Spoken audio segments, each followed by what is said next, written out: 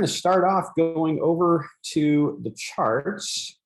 We have continued this rally that we saw last week, or last 2 weeks really. And I mentioned it 2 or 3 weeks ago. We had just broken out of this downward channel, and this downward channel has been respected for some time.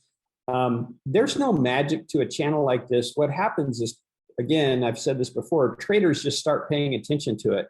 And so once we break out, well, a lot of traders see that as a bullish sign, so then they start buying, and that pushes the price. It kind of becomes a self-fulfilling prophecy. So this is, was kind of a bullish sign, and sure enough, we continued upwards. And if you're interested in the kind of the last 2 weeks chart calls, we discussed this. When we got up to the 200-day moving average here, and I apologize, I actually had it drawn as a 190 before, and so we had hit it a little sooner, but we've just bounced off of the 200-day moving average. And I talked about this the last couple of weeks.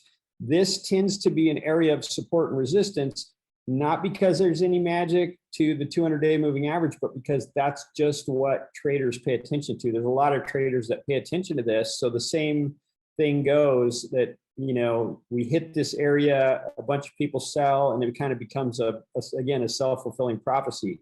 What will happen often is, eventually if we punch through it, it will then become support. And you can go back in time and you can see examples of this.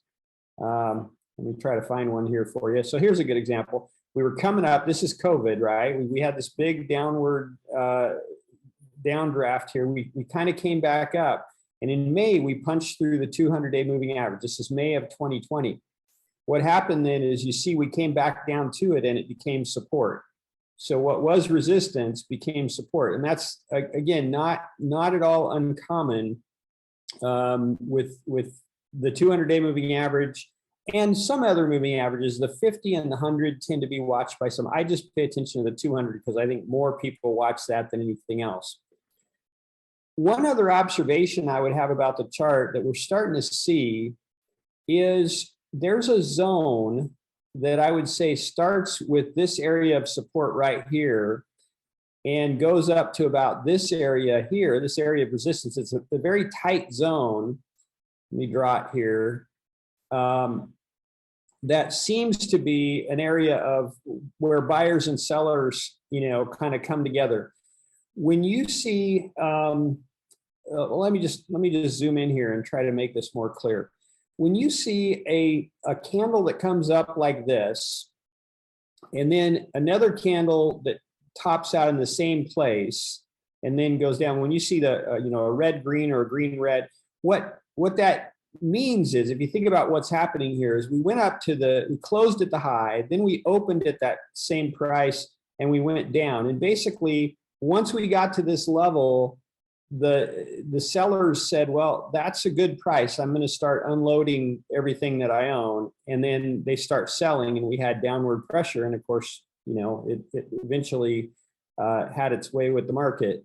So when you start to see areas like this, big areas like here, this is 1, 2, 3, 4, 5, 6, 7, 8, really almost 9 days, at least 8 days, where we hung out in this area of resistance, this zone. And that's a pretty good sign that either we're going to bounce off of it or we're going to punch through it and it will become support. And so in this case, I'd be watching for what happens next. And as soon as I would see a candle like this, for example, this would be an obvious time that, oh, we're going down. It's not 100%, but it's generally, I would say, a good thing to pay attention to. Now, again, as you all know, I don't trade that way. We trade off of our EWS signals. But I do pay attention to these things because sometimes I want to maybe shade my deltas a little bit, still within the zone that we require, but maybe a hint a little bit one way or the other based on my market opinion. So as you can see, this area that I've drawn, you see it acted as support here. It acted as support here a little bit until we stayed on it for whatever 6 or 7 days, and then we punched through it. and then it became resistance. And that's, again, any area of support and resistance tend to do that. So then it became an area of resistance. This is the one we zoomed in on. We stayed on there for 8 days. It finally bounced off. It became an area of resistance again right here. You see several more days, about 6 days, where we stayed right near that zone. And then we eventually punched through it. So what would not surprise me at all is if where we are now came back down, to this area. So am I waiting for that? Well, kind of not. I'll tell you where we are with our trades.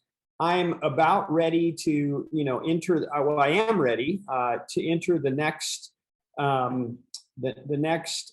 Monarch trade. It's time. We're at the right number of days where I'm just waiting for a good strong down day. So I'm watching now, and if we were to come down a little bit here, it would be a perfect time to enter, and then hopefully we would find support in this area, and it, not go too far off of that. But this is one of the things I'm watching for, and I'm just at this point waiting for a good downdraft and a spike in volatility, which is why we wait for a down day, is because of the volatility. We will get better. We'll get better pricing. That's the long and the short of it. I've talked about that combo many times.